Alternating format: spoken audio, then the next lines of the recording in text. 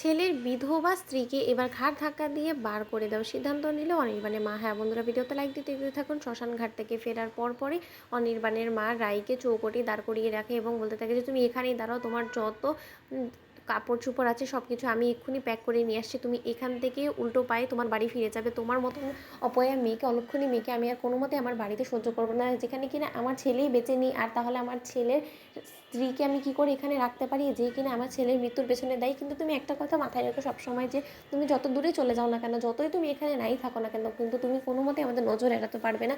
যত শীঘ্রই সম্ভব আমরা অনির্বাণের মৃত্যু নিয়ে যত রহস্য আছে সব কিছু উদ্ঘাটন করে যত শীঘ্রই সম্ভব তোমার এগেনস্টে কেস ফাইল করব এবং পুলিশের হাতে তোমাকে আমরা তুলে দেবো। ঠিক সেই সময় রাই বলতে থাকি যে যা ইচ্ছা আপনারা করে নিন, তাতে আমার কোনো কিছু যায় আসে না, কারণ আমি তো কোনো মতেই ভয় পাই না। অনির্বাণের অকাল মৃত্যুর পেছনে আমরা সকলেই শোকা হতো, কিন্তু তাই বলে আপনারা যদি সকলে মিলে অনির্বাণের মৃত্যুর জন্য আমাকে দায়ী করতে থাকেন তাহলে কিন্তু কোনো মতেই হবে না, কারণ আমি অত তাড়াতাড়ি দমে যাওয়ার মতন মেয়ে নয়। ঠিক সেই সময় নীলু বলতে থাকে যে দিদিভাই তুই ও বাড়িতে ফিরে গিয়ে কী করবি, নতুন করে আবারও কোনো বড়লোক বাড়ির ছেলেকে ফাঁসিয়ে এরকম করি অনির্বাণ দাদা ভাইয়ের মতন লাস্টে গিয়ে মেরে নিজে ভালোভাবে সুস্থ সবলভাবে বাড়ি ফিরে আসবি, সেরকমটাই করবি? কত আর মায়ের বুক খালি করবি তুই আমাকে বলতে পারিস? তুই দেখতে পাচ্ছিস যে ছেলে হারানোর শোকে আন্টি রীতিমতো পাগল হয়ে গিয়েছে।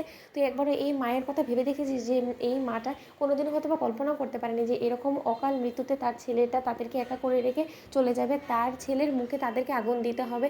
একবারও ভেবে দেখেছিস? তাকিয়ে দেখ ওদের দিকে। ঠিক সেই সময় স্রোত বলতে থাকে যে দিদিভাই তোর মনে হয় না যে তুই সুযোগের সদ্ব্যবহার করার চেষ্টা করছিস? যেই তুই দেখেছিস যে না গোটা পরিবার রায় দিদিভাইয়ের বিরুদ্ধে হয়ে গেছে, সেই সুযোগটাকে তুই কাজে লাগিয়ে রায় দিদিভাইয়ের উপরে নিজের প্রতিশোধ নেওয়াটা পূরণ করছিস, তাই তো?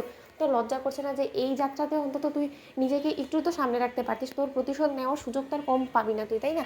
ঠিক সেই সময় শর্মী বলতে থাকে যে ও ও কাম্মা তুমি এরকম করছো কেন বলো তো? আর যাই হোক না কেন আমার কুট্টিদার তো শেষ স্মৃতি হিসেবে এখন এই বৌদিটুকুই আছে, তাহলে ওকেও যদি এখান থেকে তুমি তাড়িয়ে দাও তাহলে আমার কুট্টিদার শেষ স্মৃতিটা কোথায় থাকবে? ঠিক সেই সময় শর্মীকে অনির্বাণের মা বলতে থাকে যে সবার আগে তো তোকে ঘাড় ধাক্কা দিয়ে বার করে দেওয়ার কথা আমার, কারণ এই সকল সর্বনাশের পেছনে তো সব থেকে মূলে তো তুইই ছিলিস। তুই তো ওদের জোর করে বিয়েটা দিয়েছিলিস, তুই তো ওদেরকে একেবারে কাছাকাছি এনেছিস। যতবার আমার অনির্বাণ ওর দিক থেকে মুখ ফিরিয়ে নেওয়ার চেষ্টা করছে ততবারই তুই ওদের মাঝখানে এসে ওদেরকে আবারও এক করার চেষ্টা করেছিস। আজকে যদি তুই বারবার করে এরকম করে না রাই এবং অনির্বাণকে এক করতিস তাহলে কি আজকে তোর কুটিটাকে এরকম করে আমাদের সকলকে ছেড়ে চলে যেতে হতো? তাও কি তুই শুধরবি না? তুই আবারও তুই ওর হয়ে সাফাই খাচ্ছিস।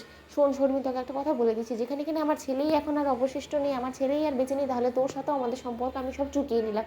ঠিক সেই সময় শর্মী বলতে থাকে যে দেখো কাম্মা, যত যাই বলো না কেন একটা সত্য কিন্তু কোনো মতেই পরিবর্তন হবে না, যে আমার কুর্তিদার শেষ স্মৃতি হিসেবে এখন রাই আছে, আর রাইয়ের সাথে আমি সকল সম্পর্ক কোনো মতে চুকোতে পারবো না, কারণ আর যে হোক একদিনের জন্য হলেও রাই আমার কুর্তিদার স্মৃত ছিল এবং তাদের মধ্যে খুব ভালো সম্পর্ক ছিল এবং তাদের মধ্যে ভালোবাসাও ছিল। তো বন্ধুরা লাইক কমেন্ট শেয়ার করে সাবস্ক্রাইব করতে ভুলো না।